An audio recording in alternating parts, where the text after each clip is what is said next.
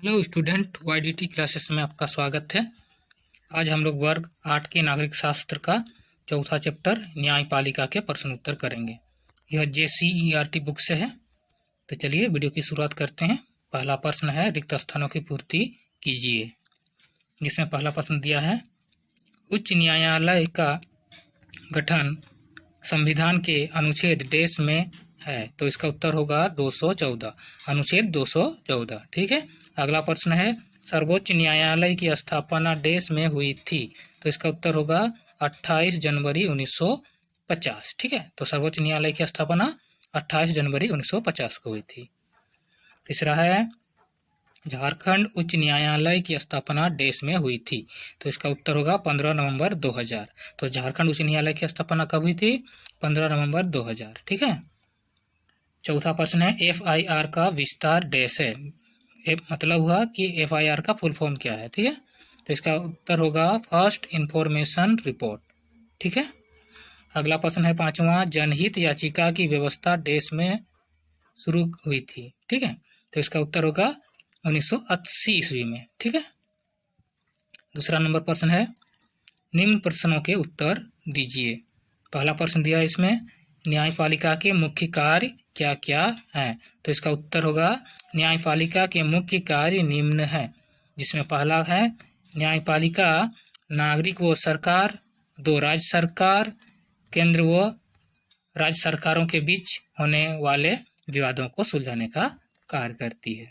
इसका मतलब हुआ कि जो न्यायपालिका है वो नागरिक और सरकार के बीच में कोई विवाद हो, या दो राज्य सरकार, जैसे दो राज्य है तो दो राज्यों के सरकार के बीच में कोई किसी बात पर विवाद हो, या केंद्र सरकार और राज्य सरकार के बीच में किसी बात को लेकर विवाद हो, तो उसे सुलझाने का कार्य न्यायपालिका करती है। ठीक है।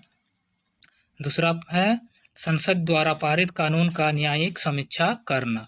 इसका अर्थ हुआ कि संसद से जो कानून पारित होता है उस पर विचार विमर्श करना।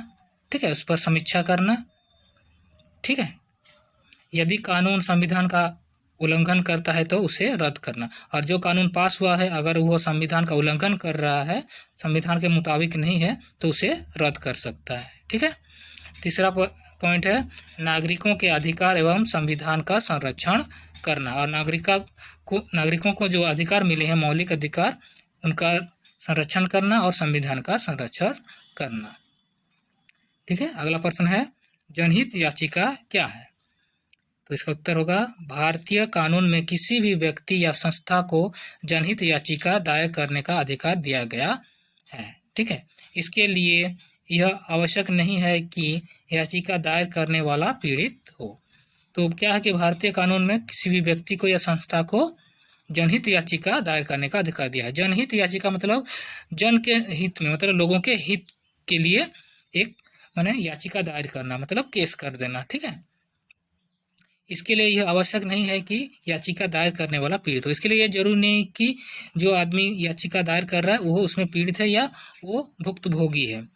वो किसी भी लोगों का हित को ध्यान में रखकर वो याचिका दायर कर सकता है। ठीक है।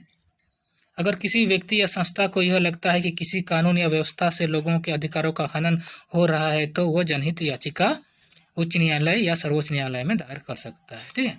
तो किसी भी व्यक्ति को लग रहा है या किसी संस्था को लग रहा है कि जो कानून है या व्यवस्था है वो उनके अधिकारों का हनन कर रहा है, तो वे उच्च न्यायालय या सर्वोच्च न्यायालय में याचिका दायर कर सकता है, मुकदमा दायर कर सकता है। ठीक है। सर्वोच्च न्यायालय या उच्च न्यायालय के नाम भेजे गए पत्र या तार को भी जनहित याचिका माना गया है। तो इसलिए इसका जरूरी नहीं है कि वहाँ पर जा करके ही आप याचिका दायर कर सकते हैं। इसके लिए एक पत्र भी लिख देते हैं तो उसे भी जनहित याचिका माना जाता है। ठीक है। यह न्यायालय द्वारा भी पीड़ितों के पक्ष में याचिका दायर कर सकता है, और यह न्यायालय खुद, अगर न्यायालय देख रहा है कि यह किसी जनता के लिए यह व्यवस्था उसके अधिकारों का हनन कर रही है, तो न्यायालय खुद भी याचिका दायर कर सकता है। ठीक है। अगला प्रश्न है, दीवानी व फौजदारी मामले से आप क्या समझते हैं। तो इसका उत्तर होगा दीवानी कानून। दीवानी कानून का संबंध व्यक्ति के अधिकारों का उल्लंघन या अवहेलना से है। तो दीवानी कानून जो आते हैं वो किसके अंतर्गत आते हैं? वो व्यक्ति के अधिकारों का उल्लंघन या अवहेलना के अंतर्गत आते हैं। अगर किसी व्यक्ति के अधिकारों का उल्लंघन हो रहा है तो वह दीवानी कानून के अंतर्गत आता है। इसके अंतर्गत जमीन की बिक्री संबंधी विवाद, वस्तुओं की खरीदारी, किराया, तलाक संबंधी मुद्दों का निपटारा किया जाता है। ठीक है।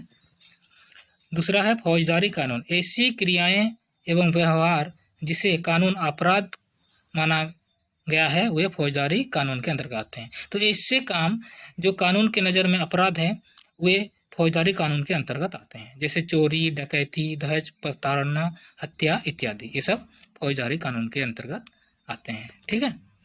अगला प्रश्न है सर्वोच्च न्यायालय के कौन कौन से कार्य हैं? तो इसका उत्तर होगा सर्वोच्च न्यायालय के प्रमुख कार्य निम्न है, जिसमें पहला है भारतीय नागरिकों के मौलिक अधिकारों की रक्षा करना। ठीक है। तो संविधान ने जो नागरिकों को अपने मौलिक अधिकार दिए हैं उनकी रक्षा करना। ठीक है। दूसरा है देश के विभिन्न सरकारों के बीच के विवादों का निपटारा करना। और देश के जो विभिन्न सरकार हैं, जैसे 2 राज्य सरकार, केंद्र और राज्य सरकार, इनके बीच में जो भी विवाद है उनका निपटारा करना। तीसरा है अपने द्वारा पहले से किए गए फैसले, आदेश की समीक्षा करना। और जो अपने द्वारा पहले से कोई फैसला लिया गया है सर्वोच्च न्यायालय के द्वारा या आदेश दिया गया है तो उस पर भी पुनर्विचार कर सकता है, उसका समीक्षा कर सकता है। ठीक है। चौथा है एक उच्च न्यायालय से दूसरे उच्च न्यायालय या एक जिला न्यायालय से दूसरे जिला न्यायालय में मामलों का हस्तांतरित करना। तो क्या हुआ कि एक उच्च न्यायालय यानी हाईकोर्ट से दूसरे हाईकोर्ट में या एक जिला न्यायालय यानी डिस्ट्रिक्ट कोर्ट से दूसरे डिस्ट्रिक्ट कोर्ट में मामलों को हस्तांतरित कर सकता है। ठीक है। 5वां प्रश्न है उच्च न्यायालय के न्यायाधीशों की नियुक्ति कौन करता है? तो इसका उत्तर होगा उच्च न्यायालय के न्यायाधीशों की नियुक्ति राष्ट्रपति करता है। ठीक है। तो आज हमने वर्ग 8 के नागरिक शास्त्र के चौथा चैप्टर न्यायपालिका के प्रश्न उत्तर किए। अगर आपको यह वीडियो अच्छा लगा तो लाइक और शेयर कीजिए, और अगर आप इस चैनल पर नए आए हैं तो इस चैनल को जल्दी से सब्सक्राइब कीजिए। मिलते हैं हम लोग अगले वीडियो पर। धन्यवाद।